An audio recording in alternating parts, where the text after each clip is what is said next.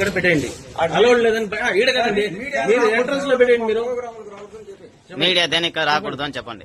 ఇప్పుడు చెప్పారు కదా, చెప్పింది మీకు ఎన్నోసార్లు 1 టౌన్ 2 టౌన్ అడగాలన్నా ఇప్పుడు స్టేషన్ పిలిచి అడగాలన్నా అవుట్ పోలీసు కదండి, లోపల అలౌడ్ చేయొద్దని ఎవరు చెప్పారు? ఎవరు పేరు చెప్పండి, ఎవరు చెప్పింది? ఆయన పేరు చెప్పండి, గవర్నమెంట్ గానీ ఎవరు పేరు చెప్పండి అండి. మీకు ఇప్పుడు చెప్పారు కదా, మీరు ఎవరో చెప్పారు కదా, చెప్పండి. ఎవరు చెప్పేది? మేము ఇప్పుడు చెప్పే ఓకే. వార్డులోగా ఎమ్మెల్సీ కేసు అయిన వాళ్ళు వీడియో గానీ రికార్డింగ్ గానీ బయట మనుషులు అనాథరైజ్ ఎవరు రాకూడదు. బయట మనుషులు media is public servant, media is public servant. Media వాళ్ళు రావద్దని చెప్పారు. రాకూడదని చెప్పలేదు, లోగా పోయి మాట్లాడి పరామర్శించేసి రావచ్చు కానీ వీడియోలు తీయకూడదు. వాళ్ళతో ఇప్పుడు పేషెంట్ ఫోటోలు తీయకూడదు, ప్రొహిబిటెడ్.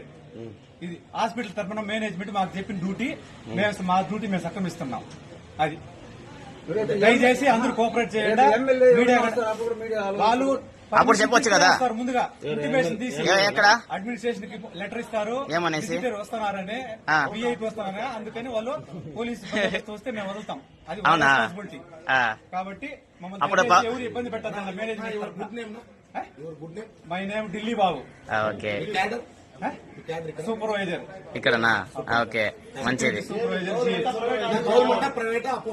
మాది 2 సార్.